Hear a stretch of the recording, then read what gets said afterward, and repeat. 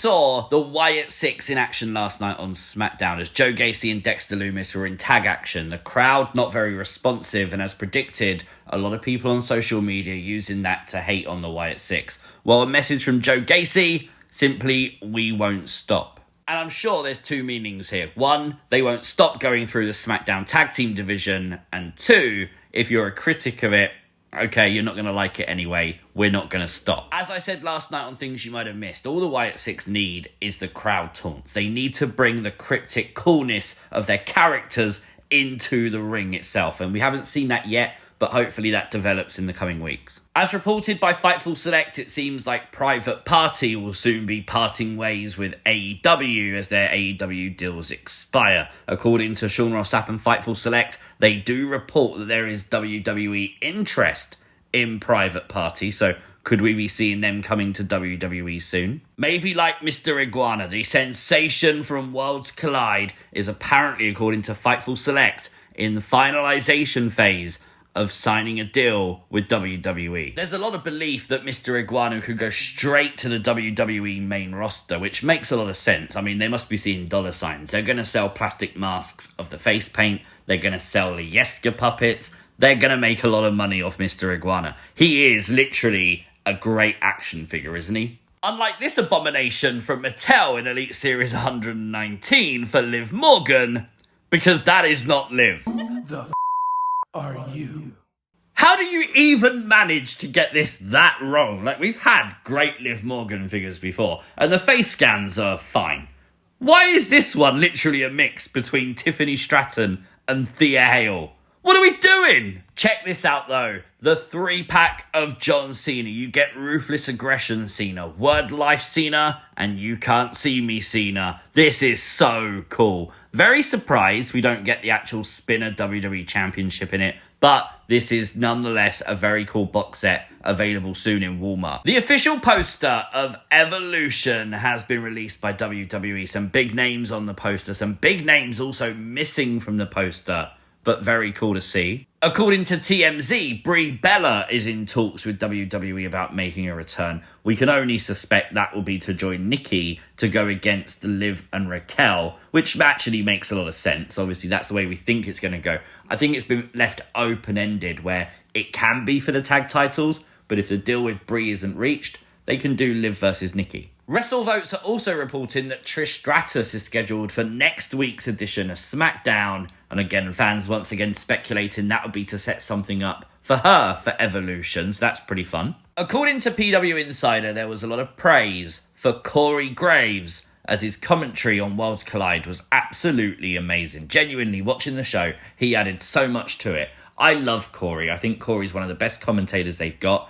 It does suck that he's only on NXT, but he does add a lot to the NXT commentary team too. So take it with a pinch of salt, whether that's a demotion or not. Honestly, I hope they continue to utilise Corey Graves in special PLEs. Why not? In a report posted by Body Slam, it seems like Goldberg will be returning to WWE this Monday on Raw. It was also said that Goldberg will make regular appearances on Raw leading up to his final match at Saturday night's main event in July. It is still believed his final match will be against the now new World Heavyweight Champion, Gunther. And the news coming out is that Triple H actually did this title change and put the belt back on Gunther because he wanted Goldberg's last match to be for the World Heavyweight Championship. They're not crazy enough to actually have Goldberg win, are they?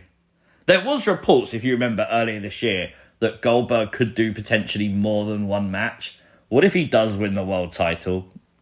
I mean, come on, it's not the most WWE thing WWE's ever done, is it? There are reports that that's it now for main event Jey Uso, that he's going to be put back into a tag team with his brother Jimmy, the reunion of the Usos, which actually I'd personally like to see. I think the Usos tag team was great. However, if true, it's not an immediate thing, as Jey Uso was announced as the mystery person in the King of the Ring tournament. He'll have a match on Raw with a chance to advance, so we'll see what happens there. And I'm sure this won't shock you, but Rikishi is not happy that Jey Uso's title run ended. In fact, he called for people writing for Jey Uso to be fired, claiming WWE wouldn't have done this to Randy Orton or done this to John Cena. What is it about Jey that they did it for Jey? It's only a 51-day title run.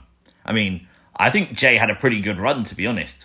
WWE has announced a press conference for this year's Summerslam taking place this coming Saturday, next week, 3 p.m. Eastern. Doesn't seem to be like any social media plug, so we don't know if it's going to be streamed, but the fact they advertised it on the show, I'd expect there's going to be. Very interesting that they've decided to do this so early on. Like, there's still weeks to go until SummerSlam, so be interesting to see what actually happens, if anything here. Maybe some announcements. According to WrestleVotes, R-Truth will continue to be known as R-Truth, despite him referring to himself as Ron Killings. Now, a lot of fans seem very confused by this, and initially I was too, but it actually makes sense with the line he keeps saying, "Put some respect on my name." He's fighting for his name, so by referring to him as R-Truth, gives him that cause to fight. That's what I think's happening anyway. Seems a very weird pivot from WWE. 1 minute he's R-Truth, then he's Ron Killings, now he's back to R-Truth again. Let's just call him Ron Killings or R-Truth. It really doesn't matter. I guess you just gotta respect him, right? R-Truth will face John Cena on Smackdown next Friday. Absolutely no idea what's going to happen here. My guess, CM Punk costs John Cena the match and Ron Killings picks up the win.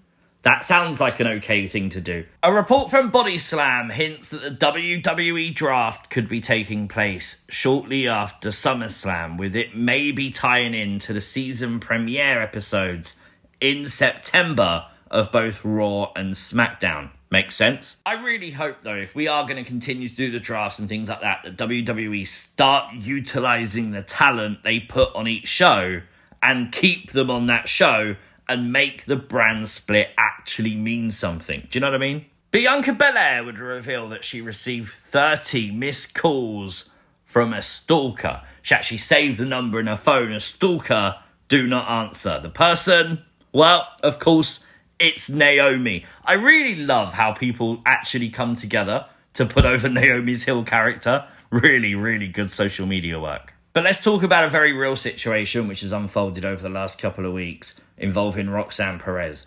I won't go into too many details, but basically an online profile was set up and a person was seemingly stalking Roxanne Perez, posting what they believed to be her home address, pictures of her within a window, things like that. It was confirmed, by the way, the person in the picture was not Roxanne Perez, but it's a very scary situation. Roxanne has spoken about it on Twitter to confirm and deny things. Sean Ross Sapp from Fightful Select has also reported multiple times that WWE and authorities are more than aware of this and things will be dealt with.